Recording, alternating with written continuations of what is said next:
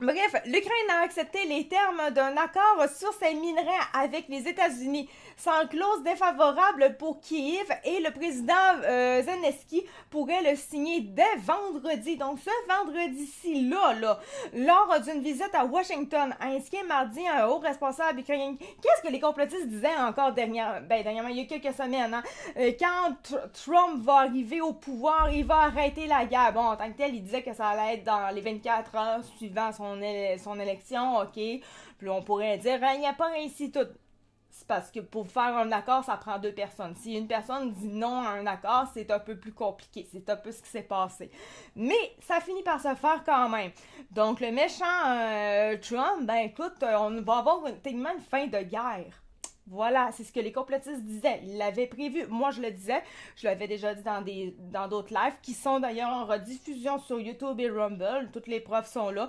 Je l'avais collé que ça allait prendre Trump pour que finalement, il y ait probablement plus de guerre en Ukraine, tout dépendamment aussi des intérêts que ça peut lui apporter aussi, on s'entend.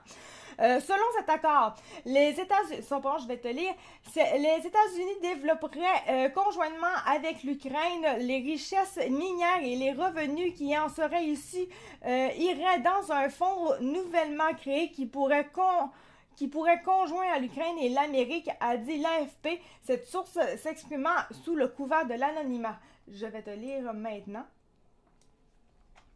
70 milliards en minerais en Ukraine. Ouais.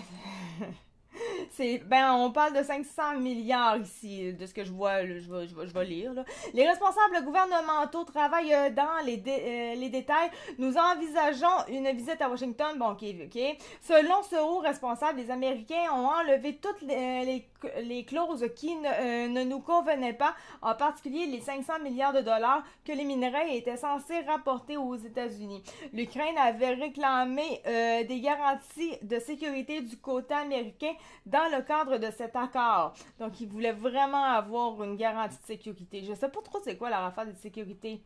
Parce que en tant que tel, sécurité, je la vois pas. C'est quoi pour eux autres la sécurité?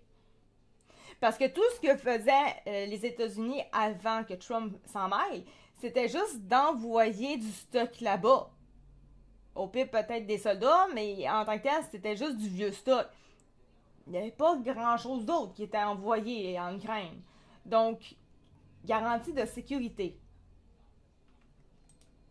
Surtout en sachant qu'en réalité, cette guerre-là avec l'Ukraine, c'est juste un pion là-dedans.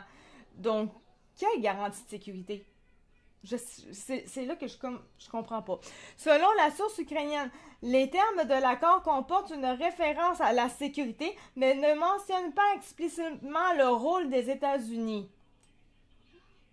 Bon, c'est toujours TVA Nouvelles, donc je ne sais pas si c'est vrai qu'on n'a pas plus en explication. Je ne sais pas. Il s'agit d'une clause générale qui dit que l'Amérique investira dans une Ukraine souveraine, stable et prospère. Ah bon? Toute personne qui a un petit peu suivi ça, qui a été même sur 7 jours sur Terre, sait très bien que l'Ukraine ne peut pas sortir souverain, stable et prospère. C'est juste impossible.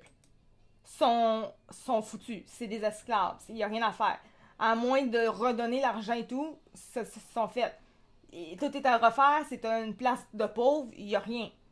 Donc, souverain, stable, prospère, je la comprends pas. Mais en tout cas, regarde, pour les gens qui sont bons avec TVA et qui croient tout, ben regarde, c'est une bonne chose, ils vont être bien contents. La sécurité de ne pas se faire bombarder. Ben, en réalité, c'est parce que si la guerre est terminée, la guerre est terminée. C'est logique quand même, cette sécurité-là, parce que ça serait un petit peu spécial quand même que l'Ukraine puisse bombarder la Russie, mais pas l'inverse. Ça serait un petit peu spécial. En tout cas, je sais pas. On connaît pas les détails. Donc, le président Donald Trump a réclamé un accord avec l'Ukraine sur les terres rares pour compenser Washington pour l'aide militaire et financière déjà livrée, et son administration a multiplié les pressions sur le dirigeant ukrainien Zelensky pour qu'il signe le document. Zelensky avait rejeté, comme j'avais dit, il avait rejeté une première version de l'accord, clamant que l'Ukraine n'est pas à vendre. Je vais te mettre là. Ben, je vais te mettre là. Je vais mettre le fil de discussion là. L'Ukraine est une plaque tournante pour la contrebande de toutes sortes. Ça se peut. Ce bout-là, moi, personnellement, je le connais moins. Ça se peut très bien sur 7 jours sur Terre, il en a parlé, mais moi, j'ai moins. Moi, c'était plus les grandes lignes de la guerre. Ben, les grandes lignes. Un petit peu plus. Quand on dit les grandes lignes, ça dépend. Qu'est-ce qu'on. Qu'est-ce que ça veut dire réellement? On s'entend, là, c'est vague comme patente ce que je viens de dire là. Mais genre, un peu le pourquoi du comment que la guerre est là. C'est un peu ça, mais pour les affaires de contrebande et tout, je sais vraiment moins. Fait que ça se peut, je sais pas. Ok, le contrôle du port. Ok.